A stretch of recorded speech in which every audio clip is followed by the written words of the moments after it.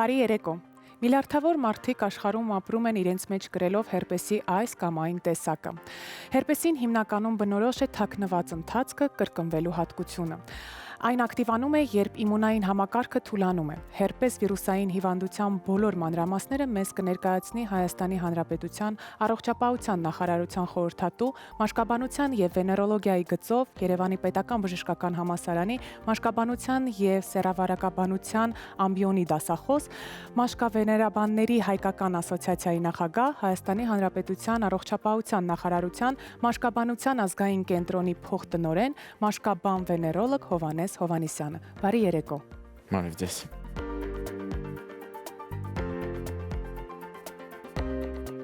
Ինչ է հերպեսը։ Հերպեսը դա վիրուսի անվանումն է, ավելի ճիշտ կարելի է տենց ասել, որովհետև դա վիրուսների մեծ խումբ է, բավականին տարածված, ինչպես դուք նշեցիք, գրեթե բոլորի մոտ կարելի է հայտնաբերել հերպես վիրուսի այս կամ այն տեսակ։ Օրինակ, այն քիչ շրթունքային հերպեսը շատ ծանոթ, դեմքի շրջանում, այտերի շրջանում, քթի շրջանում, շրթունքների, երբ որ մենք ասում ենք պետք է մրսեի, չմրսեցի, բայց առաջացավ ցանավորում, սա մի տարբերակ։ Իմունիտետը ընկնում է։ Իմունիտետը թուլացավ, հա, մեր մոտ առաջացավ հերպես։ Մի տարբերակ, սեռական հերպես, սեռավարակ։ Հերպեսի մի տարատեսակ, ինձ թվում է շատերը չգիտեին, որը հարուցում է հիվանդություն, շատ մեծ ծանոթ ջրծաղիկ, ընդ որում ասեմ, այս օրերին բավականին տարածված Հայաստանում։ Այսինքն Ջրծաղիկը նույն հերպես վիրուսն է, եւ եթե հիշում եք ջրծաղիկի արտահայտությունը, մանր բշտիկներ մաշկի վրա տարածուն, նույն բանը խմբավորված շրթունքի վրա մենք ասում ենք հասարակ հերպես։ Այո։ Եվ բազմաթիվ այլ տեսակներ էլի հերպես վիրուսի, մի քիչ ավելի քիչ հանդիպող, բայց սրանք են հիմնական ամենահաճախ հանդիպողներն են։ Իսկ որոնք են ամենավտանգավորները։ Վտանգավոր, որպես այդպեսին, հերպես վիրուսը լուրջ վտանգ իրենց չի ներկայացնում, բայց կլինեն իրավիճակներ, երբ որ հերպեսի ախտահարումները կարող են առաջացնել, այո, բավականին լուրջ հետևանքներ։ Օրինակ, նորածինների մոտ հերպետիկ ինֆեկցիան, որը մենք շատ սիրով ճակերտավոր սիրով փոխանցում ենք, երբ որ սկսում ենք շատ համբուրել այդ նորածիններին, կարող է շատ լուրջ հետևանքներ ունենալ, ընդհուպ միջև կյանքի սպառնալիք հանդիսացող, այո, շատ ծանր հետևանքներով հերպետիկ ինֆեկցիա նորածինների մոտ, բարեբախտաբար շատ շուտվանից չենք ունեցել, բայց լինում են տենց բաներ։ Թույլ իմուն համակարգ ունեցող անձանց մոտ դա կլինի միավարակ, դա կլինի օրինակ շատ բավական հաճախ հանդիպող հետ կովիդյան այդ ժամանակահատվածում իմուն համակարգի թուլացումը նույնպես կարող է բերել հերպեսի բավականին ծանր ընթացքների։ Կա հերպեսի տարատեսակ, կոչվում է գոտևորող ворքին կամ հերպես զոստեր, այդ անվանումով են բավական հաճախ ներկայացնում, սա նույնպես ծանր ընթացքով նյարդի ուղղությամբ աղտահարում է եւ մաշկաբանները նյարդաբանների հետ համատեղ զբաղվում են այս խնդրով։ Օրինակ նման դեպքերում մենք ունենում ենք կոչվում է 12 զույգ նյարդեր, դա գլխի նյարդավորումն ապահովող նյարդերն են եւ նրանց աղտահարումները երբեմն ուղեկցվում են նաեւ ուղեղի աղտահարմամբ եւ որպես հետևանք։ Այսինքն շատ պարզ քիչ շրթունքային հերպեսից, որ մենք պարզապես մի քիչ նյարդայնանում ենք եւ անցնում ենք առաջ, մինչեւ կյանքին սպառնալիք ներկայացնող վիճակներ կարող են լինել։ Դուք նշեցիք մի քանի տեսակներ, բայց ընդհանուր առմամբ քանի տեսակ հերպեսի վարակ գոյություն ունի։ Վիրուս գոյություն ունի։ Բավականին շատ են, գիտեք, կարող ենք շատ հնարավոր է որ այսօր լինի հրապարակում, որտեղ նշված լինի, որ նոր հերպեսի տեսակ են հայտնաբերել, պարզվեց, որ այս խումբը բավականին տարածված է, շատ հետաքրքիր հարուցիչներ ունի, օրինակ ունի հարուցիչ, որը կոչվում է քրոնիկական հոգնածության համախտանիշի հարուցիչ։ Պարզվում է ոչ թե մենք հոգնած ենք, այլ իրականում վարակված ենք հերպես վիրուսի որևիցե մի տեսակով։ Ցիտոմեգալովիրուսը, էլի բավականին հայտնի, շատ քննարկվող վիրուսներից մեկն է, նույնպես հերպես վիրուսի խմբին դասին է պատկանում։ Խումբը բավականին մեծ է, բայց սովորաբար հերպես ասելով մենք հասկանում ենք մաշկային ախտահարումները, այդ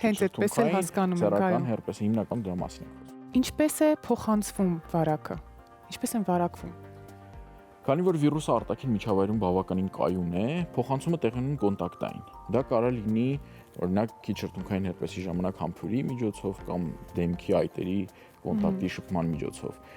Սեռական հերպեսի դեպքում իհարկե սեռական շփումն է ամենակարևոր։ Դժվար եմ պատկերացնում, որ միջնորդված շփում կարող լինի օրինակ բաժակից կամ սպասքից, քիչ հավանական, շատ հազվադեպ։ Գիտեք ինչ, մի ժամանակ բավականին ակտիվ հետազոտում էին, փորձում էին հասկանալ, լավ, եթե այդ հերպես, հասարակ հերպես վիրուսը, որ հանդիպում է գրեթե 98-9% մարդկանց մոտ, երբ ենք ձեռք բերում, երբ է առաջի կոնտակտը տեղի ունենում, տենց էլ չգտան, որովհետև ամենամեծ հավանականությունը, որ մենք այդ վիրուսը ձեռք ենք բերում կյանքի առաջի մի քանի ամսվա ընթացքում, եթե ոչ մի քանի օրերի ընթացքում։ Պարզապես մենք ունենք մեր ծնողներից, մամայից ստացած հակամարմիններ, որոնք մեզ կպաշտպանեն եւ մեր մոտ հիվանդությունը չի զարգանա, բայց կյանքի ընթացքում տարիների ընթացքում դրանք սպառվում են, կորցնում ենք եւ մոտ առապես արդեն 7-10 տարեկանից հիմնականում տապես այդ տարիքից սկսում են հերպեսի առաջի դրսևորումները։ Ինչպես է ախտորոշվում։ Արտաքնապես բավականին տիպիկ կլինիկական պատկեր կա։ Այսինքն հերպեսի դեպքում երևի 100 հիվանդից մեկի մոտ կկասկածենք եւ կառաջանա անհրաժեշտություն լաբորատոր քննության։ Ինչ բուժման մեթոդներ են կիրառվում։ Այ ամենադժվար հարցը հենց է, ինչպես բուժել։ Բուժում ասելով ինչ ենք հասկանում, տվյալ դրսևորման հաղթահարում, թե առհասարակ հերպեսի հաղթահարում։ Առհասարակ հերպեսի հաղթահարում հնարավոր է թե ոչ։ Տեսականորեն տենց դեպքեր բավականին շատ նկարագրված են կան, բայց այդտեղ բժշկությունը որևիցե բան չի արել, տենց էլ պետք է լիներ։ Այսինքն մեր օրգանիզմի իմուն համակարգը հաղթահարել է այդ վիրուսը։ Մենք պայքարում ենք առանձին դրսևորման, ամեն մի առանձին էպիզոդի դեմ։ Ընդ որում շատ կարևոր մի միտք կա, որ հերպեսը պետք է բուժել ոչ թե երբ որ ինքը արդեն դրսևորվեց, այլ երբ որ կա այսպես կոչված նախանշանների շրջանը։ Մենք ասում ենք փորձառու հերպես ունեցողները գիտեն, որ 1-2 օր առաջ ծակծկոց, ինչ որ քոր, կարմրություն կամ ես օրինակ ունեի բուժառու մոտ փրշտոցեր առաջանում, ինքը գիտեր, որ 2 օրից այո լինելու է հերպես։ Նախանշանների շրջանում բուժումը տալիս է գրեթե 100%-անոց արդյունավետություն եւ ցանավորում չի լինում։ Այսինքն մենք այդ բուժառուներին բացատրում ենք, որ SSS եղավ, դուք պետք է այս դեղը խմեք, այս դեղը քսեք, այս չափաբաժնով, այսքան օր, չգիտեմ, սենց։ Ոչ շատ բուժառուներ հնարավորություն չունեն այդքան ճշգրտությամբ հասկանալ, որ 2 օրից լինելու է այդ հերպեսը եւ բուժումը սկսել 2 օր առաջ։ Նման դեպքերում բուժման արդյունավետությունը շատ ցածր է։ Լավագույն տարբերակը 1-2 օրով, ընդամենը 1-2 օրով կրճատել հիվանդության ընթացքը, իհարկե մեղմել որոշակի ախտանշաններ։ Օրինակ ցավը ավելի թույլ կլինի, միգուցե տարածվածությունը ավելի կքչանա, եթե մենք կարողանանք իմուն համակարգը լավ մակարդակի վրա պահել, բայց դրա մեջ չի մտնում ինչ որ դեղորայք, դա չի մտնում նորմալ սնվել, նորմալ քնել, ինչ որ ֆիզիկական ակտիվություն, վնասակար սովորություններից խուսափել։ Եթե մենք այս ամենը կարողանում ենք ապահովել, ապա հերպեսից շատ վախենալ պետք չի։ Անկամ նրա սրացումները ոչինչ չեն առաջացնելու, անկամ բժիշկի դիմել պետք չի։ Օրինակ կա տենց ցուցանիշ, եթե 1 տարվա ընթացքում 12 անգամից քիչ կրկնում է լինում, արտերկրում դա չեն բուժում։ Որովհետև մենք չենք կարող քանակը ավելի քչացնել։ Իսկ եթե դրանից շատ եղավ, իհարկե մեր նպատակը նվազեցնել, հնարավորինս նվազեցնել։ Մեր մոտ Հայաստանում այդ սկզբունքը մի քիչ դժվար է աշխատում, որովհետև շատ դժվար է բուժառուին բացատրել, որ գիտեք ինչ է ցանավորումը, եթե կա, էապես բան չեն կարողանալու անել, բոլորը ձգտում են դեղորայքի, բոլորը ձգտում են ինչ որ իմուն համակարգը խթանող դեղամիջոցներ օգտագործելու, որի արդյունավետությունը շատ կասկածելի է եւ բավականին ցածր։ Շնորհակալություն։ Ձեզ նույնպես։ Սնվել առողջ եւ միևնույն ժամանակ շատ համեղ։ Սա թերևս բոլորիս ցանկությունն է եւ այսօր առողջ ապրելակերպի տաղավարում Մարիաննա Վարդանյանի հետ միասին պատրաստելու ենք շատ համեղ եւ ինչը կարեւոր է առողջ պեստո լոլիկի չրով։ Բարի երեկո։ Բարի երեկո, Լուսինե ջան։ Շատ շնորհակալություն, որ ես արդեն ասոցացվում եմ առողջ սննդի հետ։ Հենց այդպես էլ կա։ Ես ճիշտն ասած, որպես խոհարար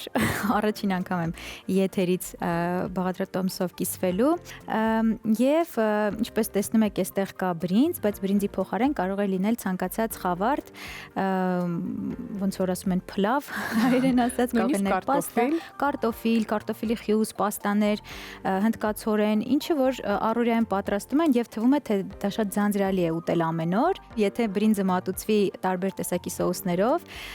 ըստ իս բոլորն էլ մեծ հաճույքով ամեն օր կուտեն որևէ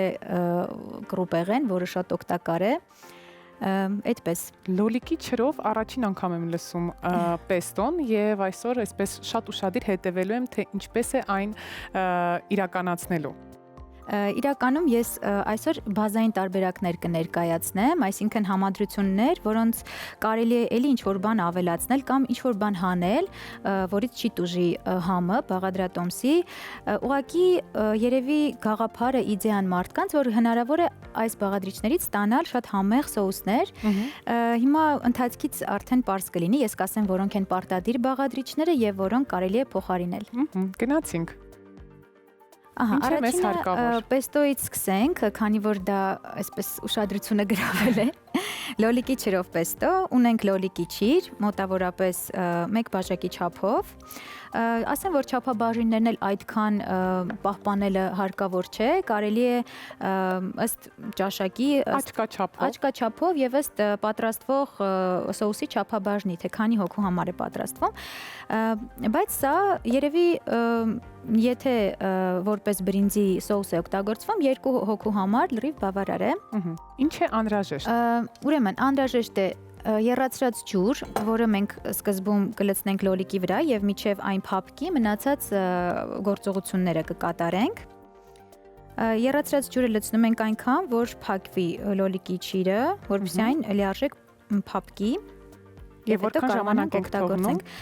Մինչև ամեն ինչ արվի, կարող է արդեն օգտագործվել, այսինքն մոտ մի 5-10 րոպեն բավական է,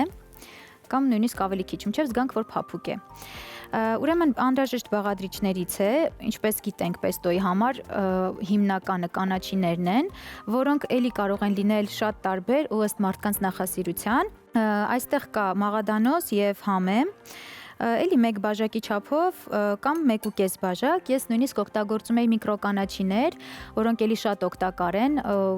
ամեն ինչի երիտասարդը ասում են լավն է, չէ՞, միկրոկանաչիներ ունեն ավելի շատ օգտակար հատկություններ, բայց այսօր մաղադանոսը եւ համեմն է, ունենում ենք կանաչի, ունենում ենք ուրեմն այստեղ հնդկական պոպոկ, քեշյու ոնց որ ընդունված է ասել, բոված տարբերակով եւ բոված արևածաղկի սերմեր, սա այն բաղադրիչն է, որը կարելի է փոխարինել, այսինքն կարելի է օգտագործել սովորական ընկույզ բոված վիճակում, կարելի է օգտագործել միայն արևածաղկի սերմեր կամ միայն քեշյու կամ բոլորից քիչ-քիչ, ես նախընտրում եմ բոլորից քիչ-քիչ, որտեվ այդ համային փունջը ավելի հետաքրքիր է լինում։ Ահա, այս բաղադրիչն է։ Ես ճիշտ ասած առանց զեթի եմ փորձել, լրիվ լավ համասեր զանգված է ստացվում, բայց քանի որ պեստոն զեթով է լինում եւ կարող է մարդկանց շատերի համար մի փոքր խորթ թվալ, որտեվ ես էլի զեթից մի քիչ խուսափում եմ, չնայած որ տապակած տարբերակով չէ, բայց ամեն դեպքում ունենում ենք զեթ, ցանկալի է որ լինի ձիթապտղի չզտված տարբերակով, վերցնում ենք հարիչ, ցանկացած այդպես շատ հզոր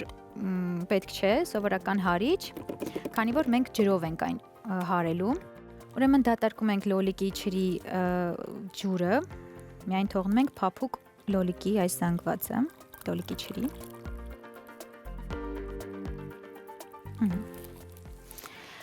Եվ լցնում ենք հարիչի մեջ։ Ավելացնում ենք կանաչիները։ Այո, ավելացնում ենք կանաչիները։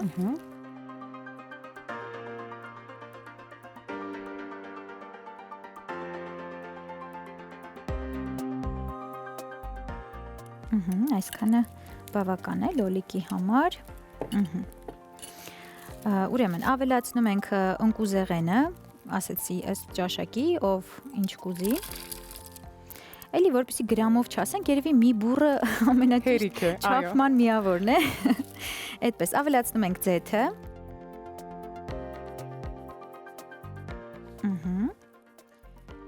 Ինչքան է ձեթը։ Մոտավորապես 4-5 ճաշի գթալ,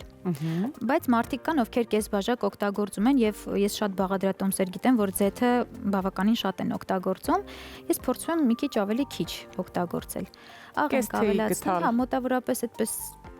ըստ զանգվածի, հա, ըստ ճաշակի լցնում ենք աղը եւ այսքանը, եւ ջուր ենք ավելացնում այնքան, որ հարիչը կարողանա աշխատել։ Սովորական ջուր կամ եռացրած ջուր միևնույնն է։ Ահա, մի քիչ ջուր ավելացնենք եւ կսկսենք հարել։ Բավականին հեշտ էր։ Բավականին ու լցնում ենք մոտավորապես զանգվածի կիսով չափ եւ փորձում ենք հարիչի ուժը տեսնենք արդյոք կարող է նա այո այս փորձությունը հաղթահարել թե ոչ։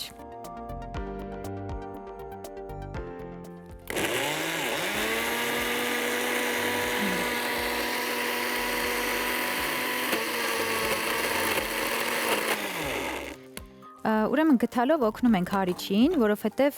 մեզ պինդ զանգված է այո, հարկավոր։ որովհետև բաղադրիչներն էլ այդքան ջրիկ չեն, որպեսզի այսինքն մենք պաստա չենք ստանում, մենք ստանում ենք փոքրինչ ավելի խիտ կրեմային զանգված, այդ պատճառով օգնում ենք, բարբերաբար միացնում ենք եւ գտալով օգնում մինչև ստացվի համասեռ զանգված։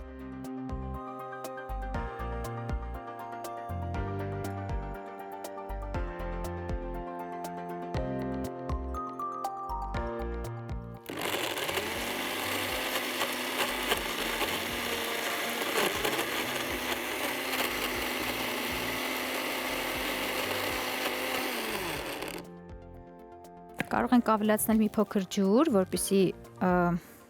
ավելի հեշտ լինի հարիչին։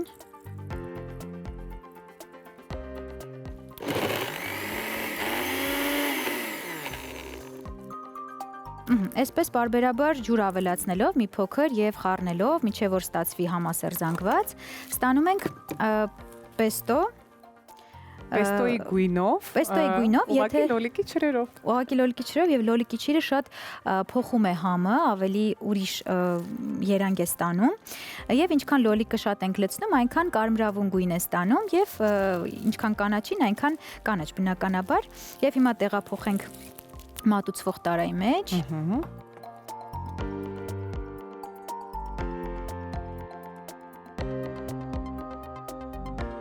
Եվ հեշտ է պատրաստվում, եւ համեղ է, եւ ամենակարևորը օգտակար։ Այո։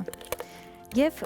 բուսական ծագման ուտեստներ պատրաստելը առհասարակ ավելի հեշտ է, ես տենց գաղտնիք բացեմ, դժվար է հասկանալ ինչ տեսակներ պետք է պատրաստել, բայց կոնկրետ ընթացքը ինձ թվում ժամանակ է հարկավոր, որ մարդիկ հասկանան, որ այն շատ հեշտ է։ Ուսումնասիրություններ ես անում, միջև հասկանում ես ինչ համադրություններ են ի վերջո համեղ, որ կարողանաս տարբեր ուտեստները հետաքրքիր դարձնել, բայց միայն այդ փուլն է դժվար անցնում, հետո հասկանում ես, որ ոչ գործ ունես յուղի հետ, ոչ այդպես շատ այսպես կեղտոտ աշխատանքների, իմ խոհանոցը միշտ մաքուր է եւ շատ արագ եմ պատրաստում, քանի որ արդեն ասացի այդ փուլը անցել է։ Ահա, սա առաջինն էր։ Սա առաջին սոուսն էր։ Այո, անցնում ենք երկրորդ սոուսի պատրաստմանը։ Անցնում ենք երկրորդին։ Ուրեմն երկրորդը պատրաստենք ավոկադոյով սոուս, որը շատ հայտնի է դրսում, հատկապես գուակամոլ է կոչվում։ Ուրեմն շատ էլի պարզ է, բաղադրիչները հետևյալն են՝ ավոկադո, 1 հատ եւ ավոկադոյի ընտրության հարցում ես փոքրինչ խորհուրդ տամ, որ երբ որ ավոկադոն ընտրում եք, պարտադիր այսպես մատներով սեղմում եք, որ փոքրինչ փոս ընկնի, որովհետեւ այլապես նախ համային է տարբերվում, ավելի շատ բառը համ է գալիս եւ համարվում է խագ, որը մեր սուպերմարկետներում շատ տարածված է, չգնեք դա, որտեվ պետքա եւս մի 3 օր սպասեք, որպեսզի հասնի եւ կարողանաք օգտագործել։ Եվ նույնիսկ սորտային տարբերություն կա, չէ՞։ Այո, եւ լինում է փշերով, եւ լինում է էլի այս տարբերակով, բայց փոքրինչ ուրիշ կեղևով, դու կամնա լավն եք գնել եւ շատ համով կստացվի այսօր։ Ուրեմն սոխ ենք ունենում մեզ մոտավորապես, եթե այսքան մեծ է, 1/4 մասն ենք օգտագործելու։ Այսպես բաժանում ենք 4 մասի, 1/4 մասը տեղափոխում ենք տարայի մեջ։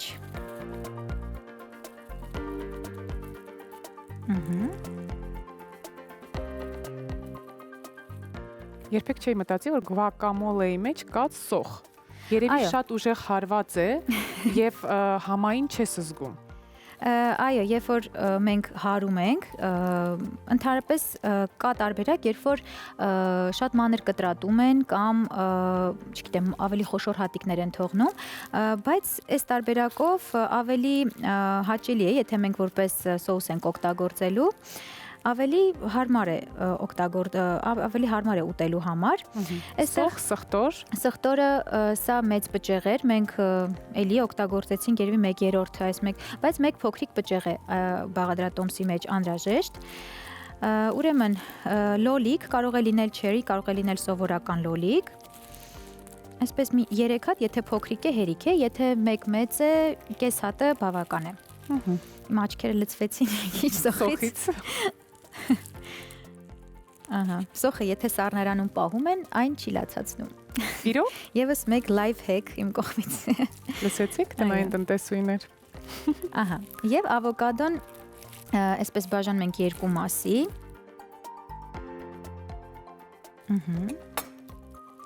Այսպես եւ նաեւ մաքրելու ձևն եմ ցույց տալիս։ Երևի Շատ հարմար է։ Ես մեկ այսպես զավեշտալի դեպք էի լսել, որ բուսակերներից տղամարդը չի ամուսնանում այն բուսակեր կնոջ հետ, որը չգիտի ավոկադո մաքրելու ձևը։ Որովհետև երևի թե ամենակարևոր բանջարեղեններից մեկը դա հենց ավոկադոն է։ Գիտեք ինչի համար, որովհետև երբ որ օրինակ քաղաքավարության կանոնները չեն իմանում մարդիկ, օրինակ դանակ պատարակաղից օգտվելու, բուսակերների մոտ դա Ավոկադոն կտրելու գործընթացն է։ Ահա։ Եթե բուսակեր եք եւ ուզում եք տանը չմնալ, ավոկադոն մաքրում եք հետեւյալ կերպ։ Եվս մեկ life hack։ Այո։ Եվ այսպես բաժանում ենք մասերի, այսքան էլ կարևոր չէ, որ մենք շատ գեղեցիկ անենք, որովհետև ի վերջո հարելու ենք, բայց ամեն դեպքում մենք կոկիկ կանենք այս գործը։ Այսպես։ Նաև գուակամոլի շատ տարբերակներ կան, կա պղպեղով տարբերակ եւս, կա որ սոխ չեն օգտագործում, բազմաթիվ տարբերակներ կան, բազային այստեղի բաղադրիչները ավոկադոն է, մի փոքրիկ սխտորը, լիմոնի հյութը, աղը եւ լոլիկը։ Եվ երևի թե ամենահամեղ գուակամոլեն հենց ավոկադոյովն է։ Ավոկադոն պարտադիր բաղադրիչն է, այո։ Մնացածը օրինակ բիբարի արկայությունը, պղպեղի արկայությունը կամ բացակայությունը այդքան տարբերություն չի տա, այո, համային։ Ես կարող եմ ավելացնել։ Մի փոքրիկ աղ կարող ենք այստեղ անել։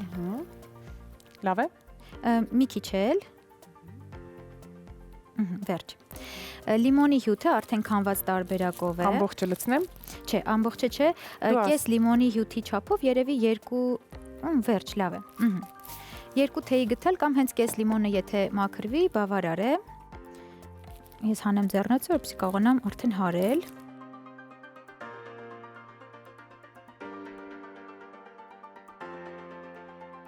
Եվ ավելացնում ենք ջուր նորից, որպեսզի հարել հնարավոր լինի։ Նաև կան հարիչներ, որոնք դանակով են եւ մանր կտրատում են։ Ես այդ տարբերակով էլ եմ փորձել, երբ որ չորահացերով կամ չիփսային տարբերակով մարդիկ ուտում են, սա որպես հիմնական այսպես սոուս է համարվում։ Այդ դեպքում լավ է, որ հատիկները մի քիչ խոշոր լինեն, որպեսզի ծամելիս ավելի հաճելի լինի։ Եվ սա հարում ենք ջուրը էլի լցնում ենք կիսով չափ տարայի եւ բլենդերով արդեն հարում ենք։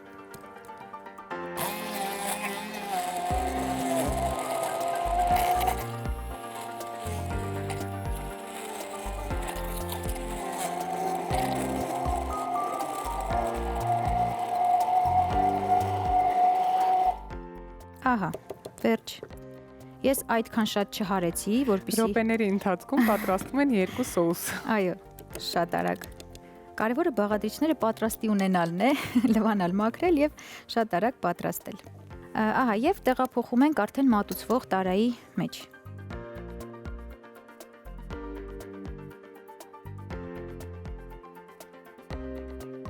Ահա,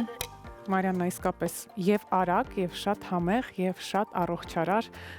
Ահա այս 2 սոուսները պատրաստվեցին այսօր մեր առողջ ապրելակերպի տաղավարում։ այո, հուսով եմ օգնեցի շատերին եւ կկարողանան իրենք նույնպես շատ արագ րոպեների ընթացքում զարմացնել հյուրերին կամ ընտանիքի անդամներին։ Արդեն իսկ զարմացրեցի, շատ շնորհակալություն։ Ձեզ նույնպես։ Մեղրը համարվում է մարդկությանը հայտնի ամենահին քաղցրեղեններից։ Մեղրի օգտակար հատկությունների մասին գիտեն բոլորը։ Իսկ թե ինչպես ընտրել անարատ մեղր, մեզ կօգնի հասկանալ սննդի շղթայի ռիսկերի գնահատման կենտրոնի փորձագիտական խմբի ղեկավար Մելինե Բեգլարյանը։ Բարի երեկո։ Բարի երեկո։ Ինչ օգտակարություն ունի մեղրը։ եթե ուսումնասիրում ենք այն բոլոր տեղեկությունը, որը հայտնի է մեղրի մասին, տեսնում ենք, որ ընդհուպ մինչև երկարակեցության գաղտնի այդ բաղադրիչ իրեն անվանումը տվել են եւ պատմական տարբեր ժամանակահատվածներում հազարամյակներ առաջ այս մթերքը հայտնի է եղել եւ սա բնության տված հրաշք, կենարար, լավ սննդանյութերով եւ բաղադրիչներով մթերք է, որը մարդկությանը հայտնի է շատ վաղուց։ Եվ մեր սննդակարգում օգտագործում ենք։ Մեղրի օգտակարության մասին կարելի է խոսել բավականին երկար, նշելով եւ բնական այն բաղադրիչները, որոնք հենց բնությունը տալիս են, բնական մեղրում պարունակվում է, որովհետեւ առաջին հերթին կարող ենք խոսել հենց հակաօքսիդանտային հատկության մասին մեղրի, այսինքն պարունակում է այնպիսի նյութեր, մասնավորապես պոլիֆենոլներ, ֆլավոնոիդներ, որոնք որ ապահովում են այն գործընթացները, որոնք դանդաղեցնելու են օրգանիզմի ծերացման գործընթացը։ Այսինքն սա նաև երկարակեցության եւ առողջության պահպանման համար օգտագործվող մթերք է եւ օգտագործում ենք ոչ միայն այսպես անարատ մեղրը, անոթի վիճակում կարելի է օգտագործում ենք նաև տարբեր մթերքների պատրաստման, օրինակ թխվածքների պատրաստման ժամանակ էլ, այսինքն մեր առօրյայում սա կիրառվում է։ Բայց չպետք է մոռանանք, որ մեղրը պարունակում է նաև սախարոզա, իսկ գլյուկոզան եւ ֆրուկտոզան ընդհանուր առմամբ հիմնականում մինչև 70% կարող է պարունակվել, իսկ նվազագույն պահանջը, որ բնական մեղրը պետք է պարունակի, դա 60%-ն է եւ այս երկու շաքարները հիանալորեն մարսվում են մարդու օրգանիզմում, օգտակար են եւ այս երկու շաքարների պարունակությամբ էլ հնարավոր է նաև պարզել մեղրի բնականությունը։ Ընդունված է ասել նաև ստանդարտներով այդպես սահմանված, որ թեև սախարոզայի պարունակություն բնական մեղրում էլ կարող է լինել, բայց այդ քանակությունը պետք է սահմանափակ լինի, կախված նաև մեղրի տեսակից։ Բնական մեղրում հիմնականում 5%-ից ավել չպետք է լինի սախարոզայի պարունակությունը, բայց օրինակ կան տարբեր տեսակի մեղրեր, որոնք 10%, 15% թույլատրելի է, այսինքն տեսակին բնորոշ կազմը կարող է յուրաքանչյուր մեղրը ունենալ։ Այ մենք նշեցինք բազմաթիվ օգտակար հատկություններ, որոնք հենց անարատ մեղրին էին վերաբերվում։ Ինչպես ընտրել եւ գնել այդ մեղրը բնական։ Ինչի վրա պետք է ուշադրություն դարձնել։ Շատ են ցուցանիշները, որոնց պետք է ուշադրություն դարձնել, բայց հիմնականում ինչքան էլ որ նշենք, թեկուզ կան ժողովրդական մեթոդներ, որոնք որ օգտագործվում են մեղրի անարատությունը որոշելիս, բայց հիմնական ցուցանիշները բնականաբար առաջին հերթին զգայաբանական, այլ լեզվով ասած օրգանոլեպտիկ հատկանիշներն են, արտաքին տեսքը, համը, հոտը, կոնսիստենցիան, այսինքն նաև մածուցիկությունը, որովհետև մենք գիտենք ինքը հեղուկ մածուցիկ մթերք է, բայց հանդիպում ենք նաև բյուրեղացված վիճակում եւ չպետք է ամենևին վախենալ եւ մտածել, որ դա անարատ մեղր է, չէ, որովհետեւ բնականում մեղրը կարող է բյուրեղանալ, կարող ենք մենք հանդիպել մեղր ինչպես հեղուկ վիճակում, մածուցիկ վիճակում, այնպես էլ կիսաբյուրեղացված եւ լրիվ բյուրեղացված։ Սա բնականon գործընթաց է, կախված ջերմաստիճանից, պայմաններից բյուրեղացման գործընթացը կարող է տեղի ունենալ եւ երբ մենք գնում ենք մեղրը, բնականաբար պետք է վստահ լինենք, եթե տարայավորած է, շուկայում առկա է, տեղեկատվությունը, որը ներկայացված է, միանշանակ պետք է համապատասխանի իրականությանը։ Եվ եթե համապատասխանում է իրականությանը, հույս ենք ունենում, որ համապատասխանում է իրականության, ուշադրություն ենք դարձնում, թե ինչ է պարունակում։ Բոլոր դեպքերում մեղրը լինում է տարբեր տեսակի, այսինքն կան մենք կարող ենք դասակարգել, իհարկե գույնը կարևոր է, բայց այնպես չի, որ բոլոր մեղրերը ունեն միևնույն գույնը եւ եթե նայենք մենք մեղրին, տեսնենք մեկի գույնը փայլուն արտահայտված դեղին է, մեկը մուգ է, միանգամից խոսենք որակի մասին, որովհետեւ եւ գույնը, ինչպես նաեւ քիմիական բաղադրությունը ընդհանրապես մեղրի կախված է եւ ստացման ժամանակահատվածից, ինչպես նաեւ այն վայրից, այն տարածաշրջանից, որտեղ որ ստացվել է այս մթերքը։ Քիմիական կազմը կարող է տատանվել։ Քիմիական կազմը կարող է տատանվել նաեւ տեսակից կախված։ Այս նշեցի օրինակ շաքարների պարունակությունը, թեկուզ նաեւ սախարոզայի պարունակությունը, որը այս կամ այն գործոններով կարող է փոփոխված լինել։ Եվ հիմնականում, երբ որ մենք մեղրը դասակարգում ենք եւ որոշում ենք, ինչ տեսակներ պետք է օգտագործել, բնականաբար ունենք դասակարգում ենք ըստ ծագման, օրինակ ունենք ծաղկային մեղրը, որը մեզ հայտնի նեկտարային մեղրն է, ստացվում է մեղուները, երբ որ վերամշակում են նեկտարը ստացվում է մեղրը եւ ունենք նաեւ դասակարգում ըստ արտադրության։ Տեսեք, մենք այստեղ ունենք երկու տեսակի մեղր։ Մեկը մեղրամոմով, իսկ մյուսը առանց, այսինքն այս երկու տեսակն էլ կարող է օգտագործվել։ Բացի դրանից կարող ենք ունենալ բաց գույնով եւ մեկը մուգ։ Իհարկե, ունենք բաց եւ մուգ գույնով։ Երկու դեպքում էլ նշված է ծաղկային, միգուցե երբ որ նայենք իրենց տարայևորման եւ ստացման ժամանակահատվածները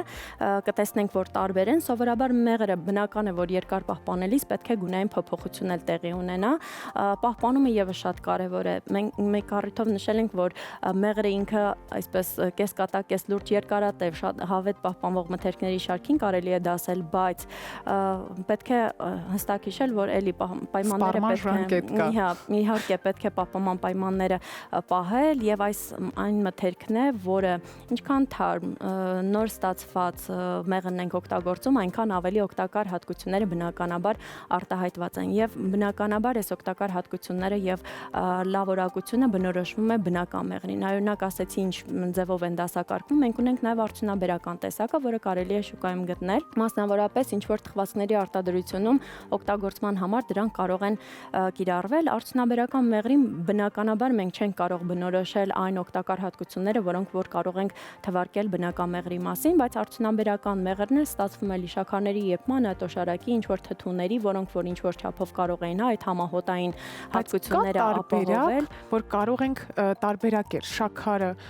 շատ է մեղրի մեջ, թե ոչ։ Իհարկե կա, թեև էլի նշում եմ, որ կան որոշակի հնարքներ, որոնք որ եւ մեղվաբույծներն են ասում եւ հմուտները, ովքեր որ տարիներով այդ գործի մեջ են եւ նաեւ տարբեր մասնագետներ, բայց միևնույն է, իրական կազմը որոշելու ամենահավաստի մեթոդը լաբորատոր հետազոտություններն են։ Իհարկե, լաբորատոր հետազոտություններ իրականացնելը եւ ծախսատար եւ ժամանակատար գործընթաց է, բայց որpիսի մենք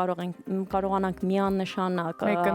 ասենք 100%-ով վստահաբար ասել մեղրի լավորակության մասին, նրա հիմնական քիմիական կազմի եւ նաեւ շաքարների կեղծվածության մասին, բնականաբար վերջին խոսքը լինելու է հիմնական լաբորատոր հետազոտություններ իրականացնելիս։ Վերջին հարցը, ինչ պայմաններում պետք է պահպանել մեղրը։ Մեղրը թեև երկարատև պահպանում կարող է ունենալ, բայց մենք պետք է այն պահենք, նախընտրելի է ապակյա տարաներում հերմետիկ փակված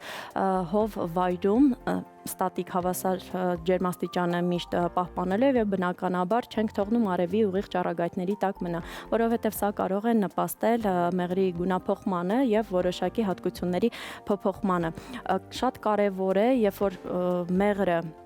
բյուրեղացված է լինում, բնականաբար մենք ցանկանում ենք այն հեղուկ վիճակում օգտագործել եւ մենք կարող ենք ջերմային մշակման միջոցով այն հալեցնել, բայց շատ պետք է ուշադիր լինել, ինչպես ենք մենք իրականացնում այդ ջերմային մշակումը, մենք չպետք է դնենք եւ եռացնենք, այնուհետեւ օգտագործենք գոլորշու վրա այն փոքր քանակությունը, որը պատրաստվում ենք միանգամից օգտագործել, պետք է այդ քանակությունը միայն գոլորշու վրա հետ հալեցնել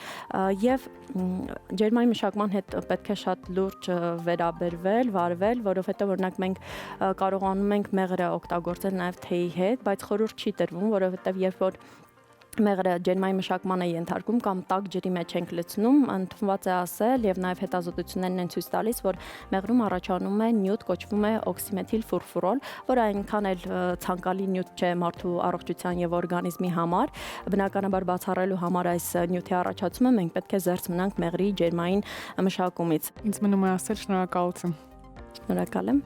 Հիշեք, որ հարկավոր է իմունային համակարգը բարձր պահել եւ զերծ մնալ վիրուսներից։ Առողջ եղեք, կհանդիպենք։